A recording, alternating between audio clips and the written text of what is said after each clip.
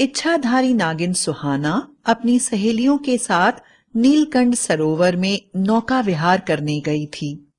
सभी सहेलियां बहुत खुश थीं कि अचानक उन्हें किसी के दर्द से चिल्लाने की आवाजें आने लगीं। बचाओ बचाओ, कोई मेरी मदद करो, मैं दर्द से तड़प रही हूँ। मेरा पैर बुरी तरह से किसी चीज में फंस गया है। कोई मेरी मदद करो, बचाओ बचाओ। यह आवाज सुनकर इच्छाधारी नागिन अपनी सहेलियों की तरफ देखते हुए बोली, तुम लोगों को कोई आवाज सुनाई दी? मुझे लगता है कोई लड़की तकलीफ में है। आवाज इसी सरोवर के अंदर से आ रही है। मुझे लगता है हमें उसकी मदद करनी चाहिए। लेकिन सुहाना, हम इच्छाधारी नागिन हैं। हम पानी के ऊपर तैर तो सकते हैं, पर पानी के अंदर नहीं जा सकते।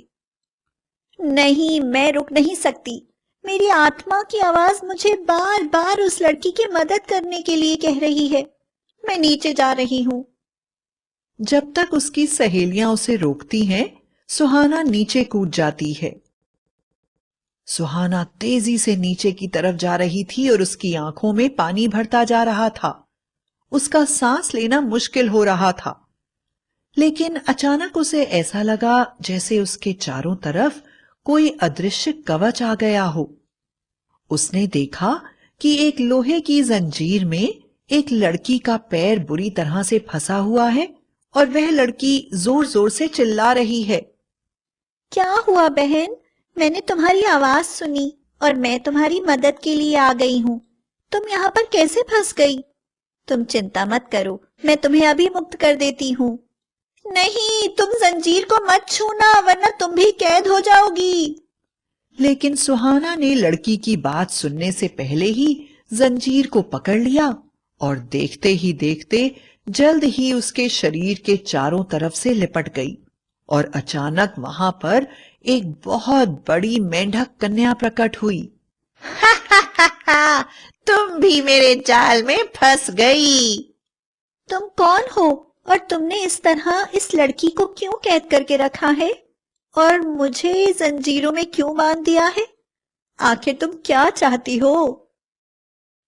मैं मेंढक साम्राज्य की महारानी मंडिका हूँ। जिसे तू एक घायल लड़की समझ रही है, वह मेरी परिचारिका सुगंधा है। तुझे कैद करने के लिए हम लोगों ने यह माया जाल रचाया था। अब तू हमसे नहीं बच सकती। लेकिन मेरा अपराध क्या है? आखिर तुम मुझसे क्या चाहती हो? तुम्हारा भाई इच्छाधारी नाग वासुदेव जब इस सरोवर में आया था तो मुझे वह बहुत अच्छा लगा और मैंने इंसानी रूप में उससे अपने प्रेम के बारे में भी बताया था। पर उसे जैसे ही यह पता चला कि मैं एक इच्छाधारी मेंढक कन्या हूँ, उसने मेरा अपमान करके मुझे सरोवर में धक्का दे दिया। लेकिन मेंढक कुमारी, इसमें मेरी तो कोई गलती नहीं है। आप मुझे क्यों कैद करना चाहती हैं? सरोवर में रहने वाले सारे मेंढक इच्छाधारी मेंढक मेरी प्रजा हैं। उनके सामने मेरा अपमान करने का दंड यह है कि अब मैं वासुदेव की बहन सुहाना का विवाह अपने भाई इच्छाधारी मेंढक दुर्बुद्धि से करूंगी और तुम्हें मेंढक लोक की दुल्हन बना दूंगी। नहीं नहीं, आप ऐसा नहीं कर सकती। मैं इच्छाधारी नाग इंद्रसेन से प्रेम करती हूँ और उसी से विवाह करूंगी। आप इतना अन्याय नहीं कर सकती। तुम मेरी शक्ति को नहीं जानती। अभी मैं तुम्हें अपनी शक्ति दिखाती हूँ।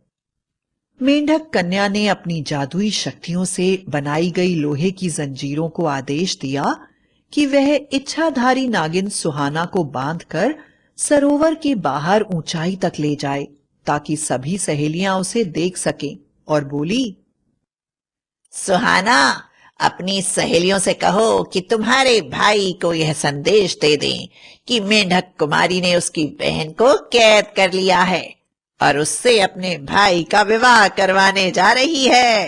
रोक सके तो रोक ले। अगर वह अभी भी मुझसे विवाह करने को तैयार हो जाता है तो मैं उसकी बहन को मुक्त कर दूंगी। सुहाना जब पानी से बाहर आई तो वह जंजीरों से पूरी तरह से बंधी हुई थी। वह सरोवर से बहुत ऊपर तक आ गई थी। एक जगह जब वह रुक गई तो सुहाना बोली, सखियों, मेरे भाइयों को यह सूचना दे दो कि मेंढक कुमारी अपने भाई के साथ मेरा विवाह करना चाहती है और उसने कहा है कि अगर मेरे भाई मुझे छुड़ाना चाहते हैं तो उन्हें उससे विवाह करना होगा।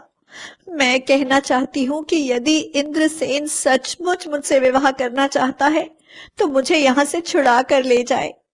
इससे उसकी प्रेम परीक्षा भी हो जाएगी, वरना मैं मेंढक कुमारी के भाई से विवाह कर लूंगी।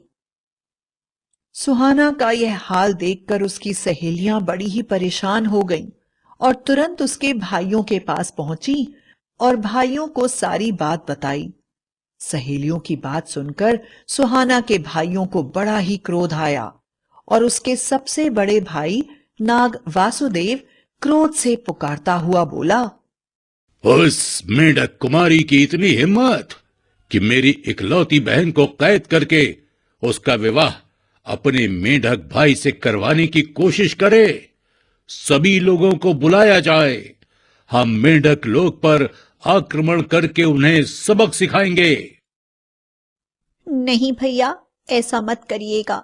सुहाना ने कहा है कि यही समय है जब वह नाग इंद्रसेन की परीक्षा लेना चाहती है। यदि नाग इंद्रसेन ने अकेले आकर छल और बल से उसे बचा लिया तो वह इंद्रसेन से विवाह कर लेगी, वरना वह मेंढक कुमार से ही विवाह करके मेंढक लोक में ही रहेगी। भैया वासुदेव, आप बिल्कुल भी चिंता ना करें। सुहाना को बचाकर मैं ही लाऊंगा। आप मुझे 10 दिन का समय दें। सुहाना वापस नागलोक में होगी। उसकी बात सुनकर सुहाना के भाइयों ने उसे 10 दिन का समय दे दिया और इच्छाधारी नाग इंद्र सिंह अपने मन में तरह तरह की योजनाएं बनाने लगा। उसने सोचा, बल से तो मैं उन्हें हरा नहीं सकता, उन्हें छल से ही हराना होगा। उसने राजकुमार इच्छाधारी नाग वासुदेव का रूप धारण कर लिया और पहुंच गया। मेंढक कुमारी, मुझे आपकी सूचना मिल गई। मुझे समझ में आ गया कि आप मुझसे इतना प्यार करती हैं कि आपने मुझे पाने के लिए मेरी बहन का अपहरण कर लिया। लेकिन अब आपको और परेशान होने की जरूरत नहीं है, क्योंकि मुझे भी आपसे लगाव महसूस होने लगा है और मैं आपसे विवाह करना चाहता हूं। मेंढक कुमारी को जब यह बात पता चली तो वह बड़ी हैरान हो गई और सोचने लगी, इच्छाधारी नाग वासुदेव इतना शक्तिशाली नाग है, उसे तो अपनी बहन के अपहरण की बात सुनते ही क्रोध से आग बबूला हो जाना चाहिए, और यह यहाँ आकर मुझसे प्रेम निवेदन कर रहा है। मुझे पहले इसकी परीक्षा लेनी होगी। मेंढक कुमारी ने नाग वासुदेव के रूप में आए इंद्रसेन के पास सूचना भेजी कि यदि आप सचमुच मुझसे विवाह करना चाहते हैं तो आपको परीक्षा देनी होगी। आपकी बहन सुहाना मेंढक लोक के लाख से बने महल में कैद है। तरह तरह की शक्तियों से महल के दरवाजे बंद हैं। अगर आप सरोवर के अंदर आकर अपनी बहन को बचा लें तो हम दोनों के बीच की दुश्मनी खत्म हो सकती है और मैं आपको विवाह करने के लिए भी बात नहीं करूंगी। ये कौन सी बड़ी बात है, मैं तैयार हूं। वह पानी में कूद गया। काफी गहरे अंदर जाने पर उसे लाल रंग का लाख का बना महल दिखाई देने लगा। महल के बड़े बड़े दरवाजे थे। वह अंदर घुस गया। सामने ही सुहाना बेड़ियों में जकड़ी हुई खड़ी थी। इंद्रसेन को अपने भाई के रूप में देखने के बाद वह उसे पहचान गई कि यह इंद्रसेन है और बोली, इंद्रसेन, तुम मुझे बचाने के लिए आ गए। मुझे विश्वास नहीं हो रहा है। अब मैं और देर नहीं कर सकती। तुम्हें यहाँ देखकर ही मैंने तुम्हारे प्रेम पर विश्वास कर लिया है। तुम तुरंत मेरी मांग में सिंदूर भर के मुझे अपनी अर्धांगिनी बना लो।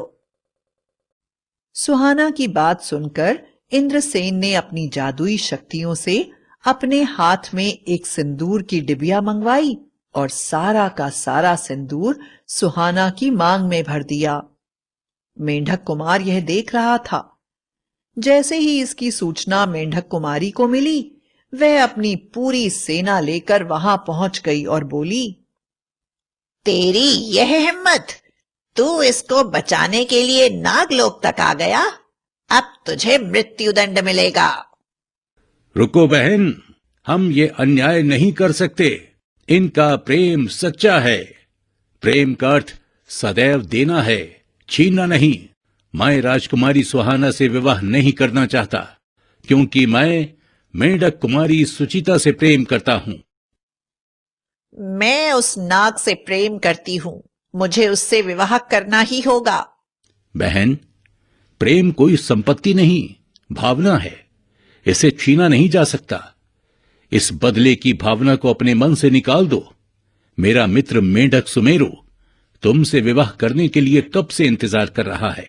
उसे स्वीकार करो और सुहाना और इंद्रसेन को मुक्त कर दो।